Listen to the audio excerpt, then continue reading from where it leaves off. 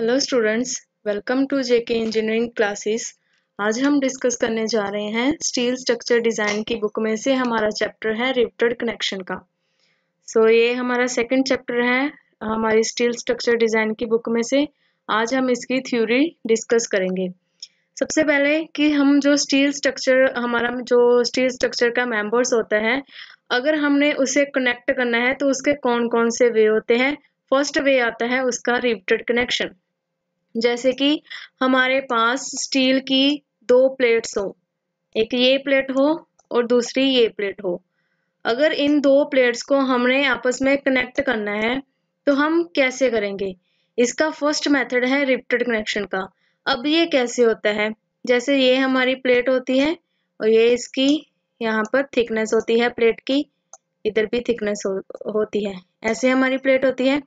अब प्लेट की इस साइड को और इस साइड को मैं ऐसे ड्रॉ कर रही हूँ।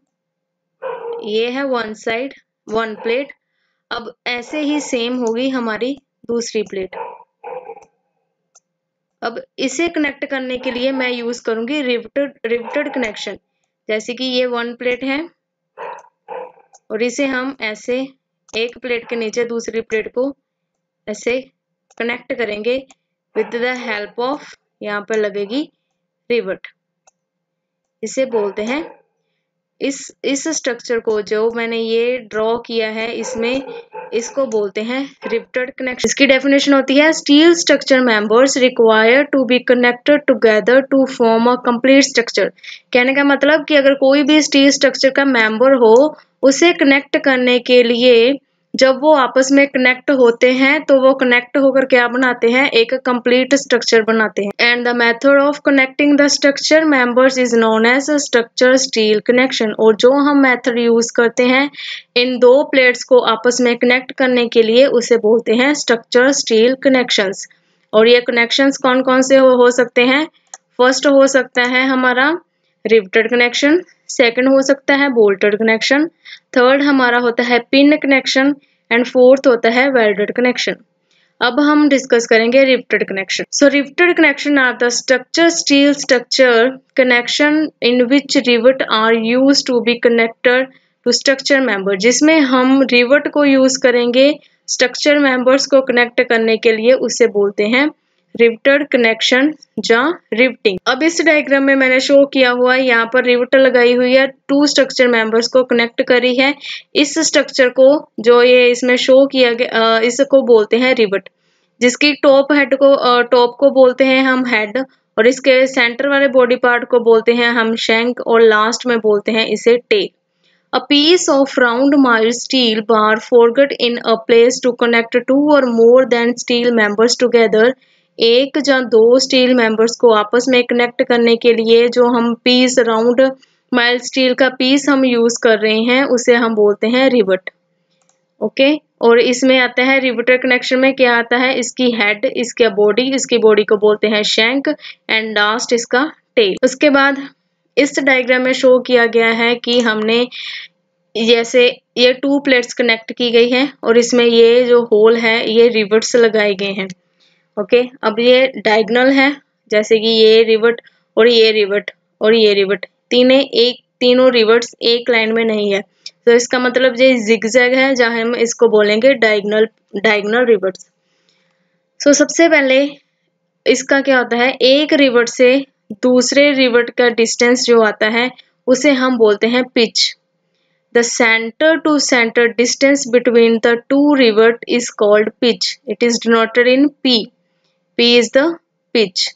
Next आता है इसमें, ये है इसकी गेज लाइन, देन ये है डायगोनल पिच। एक रिवेट से और दूसरी जो डायगोनल में है उसका सेंटर से दूसरे सेंटर का जो डिस्टेंस आता है उसको बोलते हैं डायगोनल पिच। और इसके बाद इसका और जो हमारी यहाँ से लेकर इस जिगजैग की दोनों का डिस्टेंस, इसके बोलते हैं हम S is a stagger pitch. एंड जो हमारा इस यहाँ से लेकर यहाँ इस दोनों के सेंटर को बोलते हैं गेज डिस्टेंस। और ये होती है हमारी एज डिस्टेंस, जो हमारी प्लेट से फर्स्ट रिवेट के सेंटर तक आएगी उसे बोलते हैं एज डिस्टेंस। सेम इधर लास्ट प्लेट का एंड और हमारी इसका सेंटर में जो आएगा इसको बोलते हैं एज डिस्टेंस। ये हमारे न्यूमेरिकल में हम ये वर्ड्स यूज करेंगे, हमारी pitch, edge distance, gauge distance, stagger pitch और हमारा मार्जिन जो हम एज डिस्टेंस उसे बोलते हैं, ये न्यूमेरिकल पार्ट में हम यूज करेंगे। उसके बाद आता है हमारे पास नॉमिनल डाया ऑफ रिवट। जैसे कि हमारा जो डाया हमारी जो रिवट हम यूज करते हैं वो ऐसे राउंड आती है ऐसे ऊपर से, और उसका कोई डाया होता है। अब होता है एक नॉमिनल डाया और दूसरा आता है हमारा ग्रॉस डाया।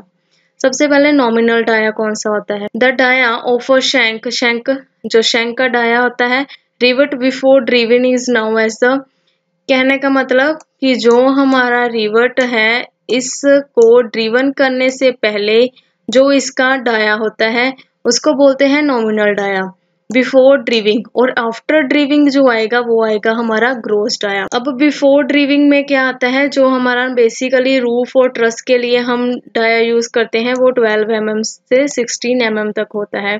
उसके बाद लार्ज ब्रिजेस के लिए जो हम यूज करते हैं वो 25 mm से 28 mm तक आता है, और स्टील के लिए, स्टील ब्रिज के लिए अब हम यूज करते हैं 22 से 25 mm, एंड स्टील शेड और वर्कशॉप के लिए हम यूज करते हैं 20 mm डाया। ये हमारे स्टैंडर्ड डाया होता है जो हम नॉमिनल डाया यूज करते हैं हम रिवर्ट्स के लिए। नेक्स्ट आता है हमारा ग्रॉस डाया। ग्रॉस डाया आता है जो हम आफ्टर ड्रिविंग करते हैं। आफ्टर ड्रिविंग के बाद जितना हमारा डाया आता है यहाँ से, वो था बिफोर डाया, ये है आफ्टर ड्रिविंग जो हम जब हम स्टील के स्ट्रक्चर में इसे ड्रिविंग कर देते हैं इस रिवट को, तब हमारा जो डाया आता है उसे बोलते हैं ग्रॉस डाया। अब ये डाया इसमें हम 1.5 हमारा फैक्टर जो हम सेव फैक्टर लेकर चलते हैं, अगर तो ये डाया 20 mm तक आएगा तो 1.5 ऐड करेंगे, और अगर 20, 22, 25 तक अप टू 25 तक ये डाया हम यूज करेंगे, इसमें प्लस 1.5 फॉर हमारी सेफ्टी पर्पस के अकॉर्डिंग। अगर ये 25 से अबव आता है, 26 mm आता है, तब हम इसमें ऐड करेंगे 2। 26 प्लस 2 की mn is equal to 28 mm। अगर ये 25 से हमारा जो हमारा डाया आता है उससे उस पर डिपेंड करता है, अगर तो 25 से कम होगा देन 1.5 ऐड करेंगे, अगर ज्यादा होगा देन 2 ऐड करेंगे। इसे बोलते हैं ग्रॉस डाया। नेक्स्ट आता है हमारे पास रो ऑफ रिवर्ट्स। इसमें शो की गई है row of rivet, one rivet से सेकेंड रिवर का कनेक्शन, देन थर्ड रिवर का कनेक्शन, देन फोर्थ रिवर का कनेक्शन। ये लाइन ऑफ रिवर्स को बोलते हैं हम रो ऑफ रिवर्स। देन है हमारे पास gauge, gauge line and gauge distance. इसमें शो किया गया है गेज डिस्टेंस जो हमारा हम जो वर्टिकल लेते हैं एक रिवर से दूसरे रिवर का सेंटर टू सेंटर हमारा जो डिस्टेंस आता है उसे बोलते हैं गेज, एंड गेज लाइन जो हमारी उन दोनों को लाइन को आपस में पैरेलल जो लाइन को कनेक्ट करती है उसे बोलते हैं gauge line.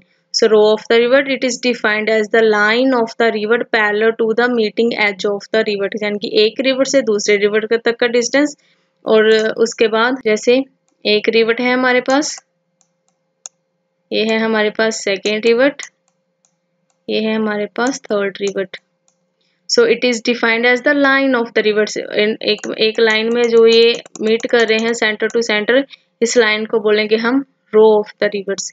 Then gauge line, it is the line to the rivet parallel to the direction of the applied force. जो लाइन हमारी इस P पर, जो P है इसके पैरेलल जो हमारी लाइन जाएगी उसे बोलते हैं gauge line. Gauge distance, it is the perpendicular distance between the, जैसे अगर ये हमारी यहाँ पर आएगी एक रिवट, तो इसका और इस रिवट के दोनों का जो सेंटर का डिस्टेंस आएगा इसे बोलते हैं गेज डिस्टेंस। सो ये था हमारा सिंपल कि हम कौन कौन से इसके फैक्टर्स यूज करते हैं एंड इसका, और रिवट, हमारी रिवट क्या होती है।